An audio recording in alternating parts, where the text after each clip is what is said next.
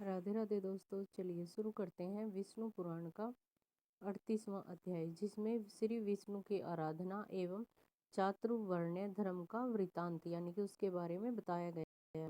श्री मेरे जी कहने लगे, हे प्रभु, जो प्राणी जगत को जीतना चाहता है वे जिस तरह विष्णु भगवान की उपासना किया करते हैं उसका वृतांत कृपा करके मुझसे कहिए, तथा हे मुनिवर, उन विष्णु की आराधना के पश्चात जिस फल की प्राप्ति होती है उसका भी वर्णन कीजिए।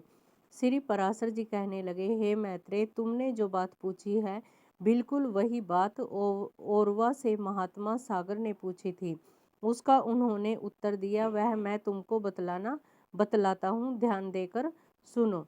ओरवा कहने लगे, विष्णु भगवान की उपासना द्वारा मानव भूमि विषयक मनोरथ, स्वर्गलोक निवासियों के वंदनीय ब्रह्म पद एवं निर्वाण पद को भी पा लिया करता है। वह जिन जिन फलों की जितनी कामना करता है, अल्प हो अथवा अधिक, अच्युत्य भगवान की उपासना द्वारा निश्चय ही वह सब पा लिया करता है। तथा हे भूपति, तुमने जो प्रश्न किया है कि विष्णु भगवान की उपासना किस प्रकार करनी चाहिए, सो मैं तुमसे कहता हूँ। सतर्क होकर स्वर्ण करो, यानी कि सुनो। जो मानव वर्णाश्रम धर्म को पालने वाला है वही विष्णु भगवान की उपासना करने के योग्य है। उनको प्रभु को संतोष प्रदान करने का कोई मार्ग नहीं है। हे नृप, यज्ञों का वजन करता उन विष्णु भगवान का ही यजन करता है। जपी उन्हीं का जाप किया करता है तथा दूसरे व्यक्तियों की हिंसा करने वाला पुरुष उन्हीं विष्णु की हिंसा करता है। क्योंकि विष्णु भगवान सर्वभूतमय है, इसलिए सदाचार प्रधान भगवान वर्ग के लिए विहित धर्म का आचरण करते हुए श्री विष्णु भगवान की आराधना करता है। हे पृथ्वीपति, ब्राह्मण, क्षत्रिय, वैश्य एवं शूद्र अपने अपने धर्म का पालन करके विष्णु भगवान की उपासना करते हैं।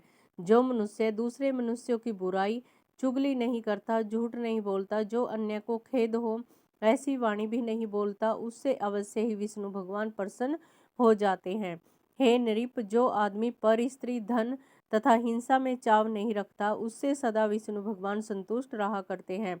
जो आदमी किसी प्राणी या विकट आदि दूसरे देहधारियों का अहित यानी कि उनका कुछ नहीं बुरा नहीं करता, उससे विष्णु भगवान सदा प्रसन्न रहते हैं। जो मनुष्य देवता, ब्राह्मण तथा गुरुओं की सेवा में लगा रहता है, उससे प्रभु सदैव संतुष्ट रहते हैं। जो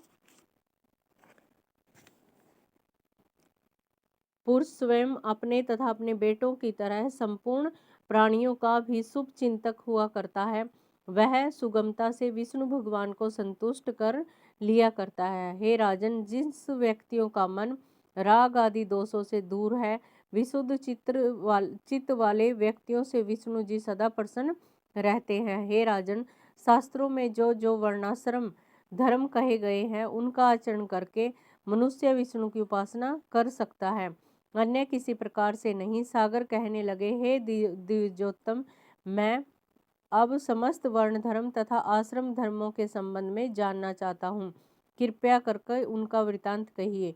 और वह कहने लगे, मैं अब ब्राह्मण हूँ, क्षत्रिय, वैश्य तथा शूद्रों के धर्मों को क्रमशः कहता हूँ, तुम सजग होकर सुनो। ब्राह्मण का कर्तव्य यह है कि दान दे, यज्ञों से देवताओं का यजन करे, स्वाध्यायशील ब्राह्मण होना चाहिए। ब्राह्मण को चाहिए कि रोज स्नान तर्पण करे तथा आज्ञाधान आदि कर्म करता रहे। वृत्ति के लिए दूसरों से यज्ञ कराना ब्राह्मण के लिए उचित है। अन्य को पढ़ाए, न्याय से उपार्जित किए हुए शुद्ध धन में से न्याय के अनुकूल धन जोड़े, किसी का अहित न करे, संपूर्ण प्राणियों की भलाई में लगा रहे, समस्त प्राणियों से मित्रता रखे, पत्थर और दूसरे के रत्न को एक समान समझे तथा पत्नी के लिए ऋतुगामी हो।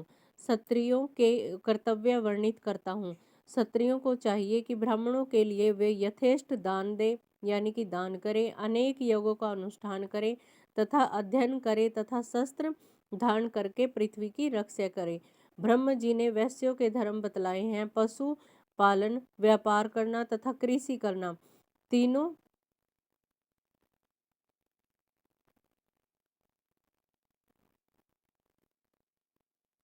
जीविकाएं वैश्यों के लिए हैं। अध्ययन, यज्ञ, दान तथा नित्य नियम के कर्मों का अनुष्ठान उसे करना चाहिए। शूद्र के ये कर्तव्य हैं। द्विजोत्तम का प्रयोजन सिद्धि के हेतु कर्म करना चाहिए तथा उसी के द्वारा अपना पालन करना उचित है।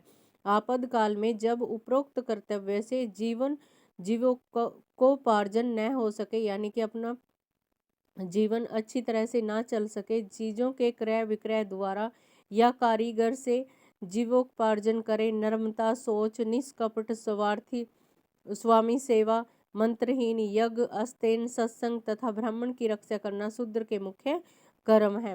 शूद्र का भी दान देना उचित है। उसे बलि, वैश्य, देव या प्रणाम आदि अल्प योगों का अनुष्ठान करना चाहिए। पितृ श्राद्ध आदि कर्म करने चाहिए। अपने कुटुंब यानी कि परिवार के पालन करने के लिए समस्त जातियों से धन एकत्रित करना चाहिए तथा ऋतु काल में ही अपनी पत्नी से सहवास करना चाहिए। आपातकाल में ब्राह्मण को क्षत्रिय तथा वैश्य की वृत्ति का सहारा लेना चाहिए और क्षत्रियों को सिर्फ वैश्यों की वृत्ति का आलंबन करना चाहिए। इनको शूद्र का कर्म कभी नहीं करना चाहिए। आपातकाल में बीत जाने पर सबों को दूसरे वर्ण का आश्रय त्याग कर अपना कर्म करना चाहिए। अगर आपको ये वीडियो अच्छी लगी है तो इसको लाइक एंड सब्सक्राइब कीजिए। मिलते हैं नेक्स्ट वीडियो में।